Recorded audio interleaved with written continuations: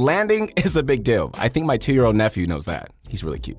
It's the start of the game, and depending on your landing, it can decide the course that the rest of the game is going to take. It's like a butterfly effect, where one thing can just lead to a chain of events that affects the entire game. Who knows?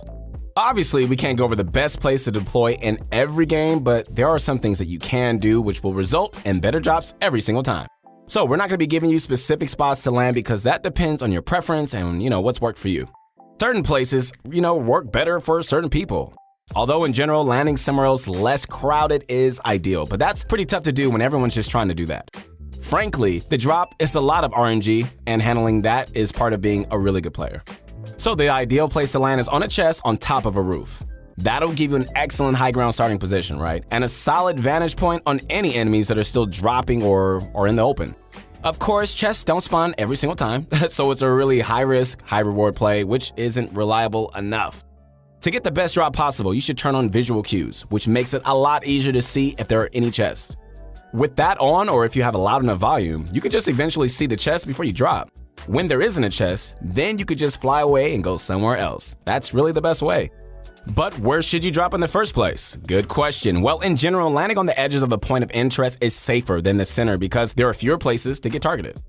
You can also build faster if you're getting targeted from multiple angles. Honestly, so many people die in the early game because now it's like, where do I go after the first game? Well, that's what we're going to be getting into next, rotations. A lot of people are just clueless when it comes to rotations. They think that you should just move indirectly to where the safe zone is. Well, that's definitely not true. Rotations are so important. Watch any pro and you're going to probably realize that they're not just going places randomly. Each one of their rotations is planned out. Trust me, it just isn't apparent to most people. So there are different rotations depending on what type of game you're going for, but this game is going to be focusing on arena and scrim type games. In a solo squads game, for example, you would never want to push with the zone. You'd be rotating towards wherever the people are. So keep in mind the purpose of this tutorial. You're going to want to base your rotations off where you are and how many people you expect to encounter and what the zone is. Okay, so let's just say you drop in Westworld, right? And the zone is centered around Loot Lake. Now, the rotations in the early game aren't quite as vital as they're in mid or late game because you can always just change your positioning, but they still require some excellent decision making. In general, if you're in the zone, you don't want to just move anywhere else. As long as you have a lot of mats, then you should just box up until the next zone comes in. Usually, moving early will only lead you to getting third party. So find a right spot to turtle up, preferably somewhere on high ground, and just chill there. So if you're on low ground, you'll probably end up being the target of multiple people. During mid game, it gets a little more complicated. Ideally, you have enough mobility to push late, but if not, then it's a good idea to just leave early. Especially during mid game, there are lots of people around the border of the zone, which means there are lots of people to surround and kill you. Instead, hey, get the jump on them, and you can catch them off guard from inside the zone. Okay, so as a rule of thumb, you should leave about 45 seconds before the zone will push you in. That's going to give you enough time to take a fight on the way and turtle up in a good spot. Alright, so as far as late game goes, these are probably the hardest rotations. Considering how much is going on, it can really just be tough just to go the way you want to go. That makes it pretty hard to just give consistent advice, so take this, guys, with a grain of salt. But usually, you want to rotate early. Everyone wants to rotate at the end, so unless you're going for a high kill game, then you're going to want to go as soon as you can.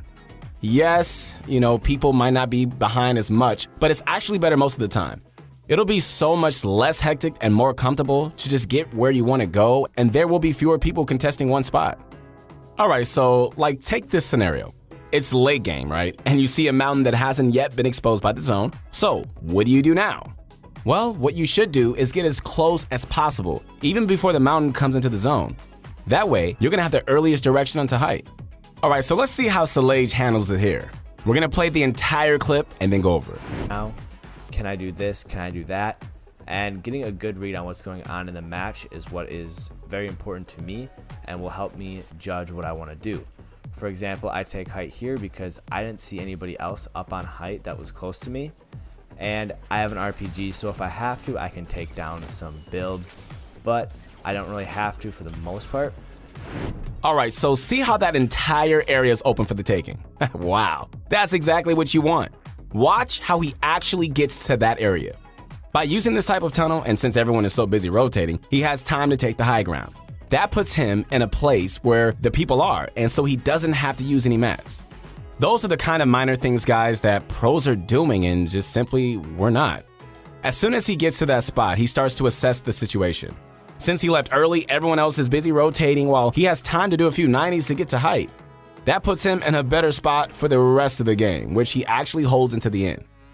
So if you're lost right now and you're probably thinking to yourself, I'm never going to be able to make these decisions in game. Hey guys, look, this just comes down to how good your game sense is. So cheer up and be encouraged, you can do it.